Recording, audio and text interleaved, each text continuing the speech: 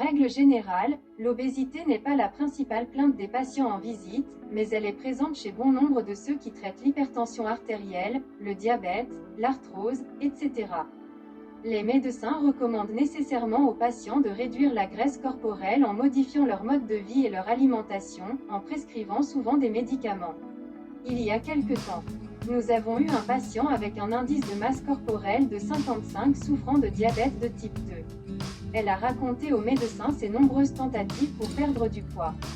Après avoir traité de l'historique de ses tentatives, le professeur a recommandé à la femme de se rendre dans une clinique chirurgicale pour une chirurgie bariatrique. Le plus gros problème avec le traitement de l'obésité, quelle que soit la méthode, est l'observance. L'excès de poids s'est accumulé au fil des ans, et maintenant pendant des années, toute ma vie. Vous devez suivre les recommandations du médecin. La plupart des programmes d'obésité promettent aux patients un succès rapide, mais pas de rétention. Dans la thérapie conservatrice pour la perte de poids à long terme, le plus important est une combinaison contrôlée de nutrition, d'exercice et de thérapie comportementale continue. En règle générale, les patients minces, laissés seuls, reprennent progressivement du poids. Les directives allemandes actuelles sur l'obésité décrivent 6 procédures de base pour le traitement chirurgical de l'obésité: l'anneau gastrique, la gastrectomie tubulaire, manchon.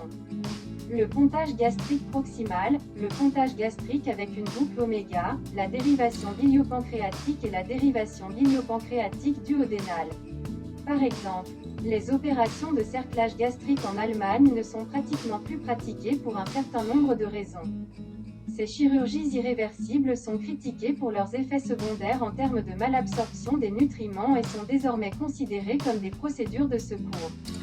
Les chirurgies les plus populaires sont la sleeve gastrectomie, le pontage proximal et le pontage à boucle oméga. Le nombre d'interventions chirurgicales pour le traitement de l'obésité en Allemagne est assez faible, par rapport, par exemple, aux pays scandinaves, 4 fois moins et est d'environ 17% 100 000 habitants. Cependant, les chirurgiens allemands ont le plus d'expérience dans de telles opérations chez les patients les plus sévères et les plus âgés. Avec la chirurgie, une perte de poids importante peut être obtenue en un temps relativement court. Après 5 ans, les patients avec un estomac tubulaire, par exemple, ont une perte de poids de 50% et une rémission du diabète d'environ 60%. Avec les opérations de contournement, ces valeurs dépassent même respectivement 60% et 75%. L'estomac tubulaire, gastrectomie en manchon, est l'opération la plus courante dans le monde aujourd'hui. Le principal avantage d'un estomac tubulaire est que techniquement, la chirurgie est toujours possible, même avec un indice de masse corporelle très élevé. De plus, si cette opération n'a pas aidé le patient à atteindre son objectif, il existe d'autres options, d'une deuxième opération pour la formation d'un estomac tubulaire à un pontage. Cette opération est également préférée pour les patients atteints de diabète de type 1 et de maladies intestinales inflammatoires chroniques. L'un des arguments contre un estomac tubulaire est qu'un nouveau gain de poids chez un patient, indiscipliné, se produit plus rapidement qu'avec un pontage. En raison de la expansion de l'estomac tubulaire, il en résulte un taux de réintervention relativement élevé, 20 à 40%. La formation d'un estomac tubulaire peut aggraver les problèmes existants du patient avec le reflux du contenu gastrique dans l'œsophage. Le pontage gastrique proximal classique est plus complexe et associé à plus de complications que la sleeve gastrectomie.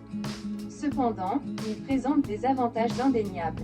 Amélioration significative du reflux, meilleur taux de rémission du diabète de type 2 et perte de poids significative à long terme. Cependant, en raison de la petite taille du sac gastrique et du passage altéré des aliments, la malabsorption est inévitable. Ainsi, un remplacement préventif constant des vitamines et des minéraux est nécessaire. Comme alternative au pontage gastrique classique, le pontage par boucle oméga gagne en popularité. L'opération est moins compliquée qu'avec le shunt proximal, mais les effets de la malabsorption sont plus prononcés. Les hernies sont moins fréquentes et la chirurgie peut être pratiquée sur des patients ayant un indice de masse corporelle significativement plus élevé. La rémission du diabète de type 2 est encore meilleure par rapport au shunt proximal, mais il existe un risque de reflux biliaire et de carcinome du moignon. La situation peut se résumer ainsi. Pour les brûlures d'estomac et le diabète, un pontage est recommandé.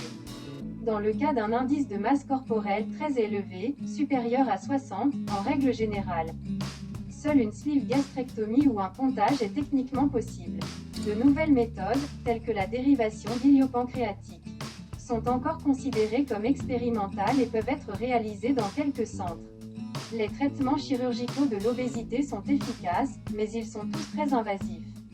Pour les patients dont l'indice de masse corporelle n'est pas très élevé, une méthode moins invasive, la gastroplastie endoscopique, resserrage de la paroi de l'estomac et donc réduction de son volume, est une bonne alternative.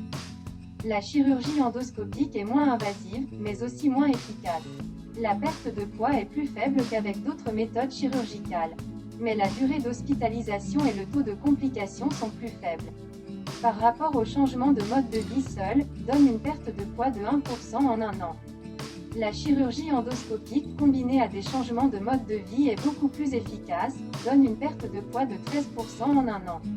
Toutes les activités, qu'il s'agisse de changements de style de vie, de régime, de médicaments, de chirurgie ou d'opérations endoscopiques, ne visent pas seulement la perte de poids en tant que telle. Tout d'abord, nous parlons d'une amélioration générale de la qualité de vie et du pronostic du patient. Les différentes méthodes ne sont en aucun cas en concurrence les unes avec les autres. Elles doivent être combinées pour atteindre l'objectif commun d'endiguer la pandémie d'obésité. Une tâche importante pour les médecins à l'avenir est d'étudier le problème de la réduction de la masse musculaire chez les patients.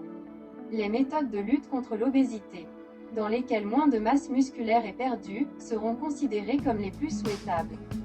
C'est un aspect encore insuffisamment pris en compte lors du choix de l'approche optimale pour un patient particulier.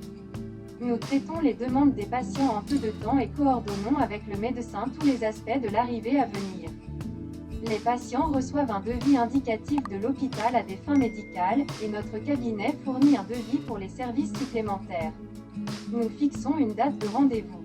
L'hôpital envoie aux patients et au consulat allemand une lettre d'invitation pour obtenir un visa, ou à présenter aux gardes-frontières en cas de régime sans visa. À son arrivée, nous fournissons aux patients un interprète et l'aidons à résoudre tous les problèmes médicaux, culturels et domestiques.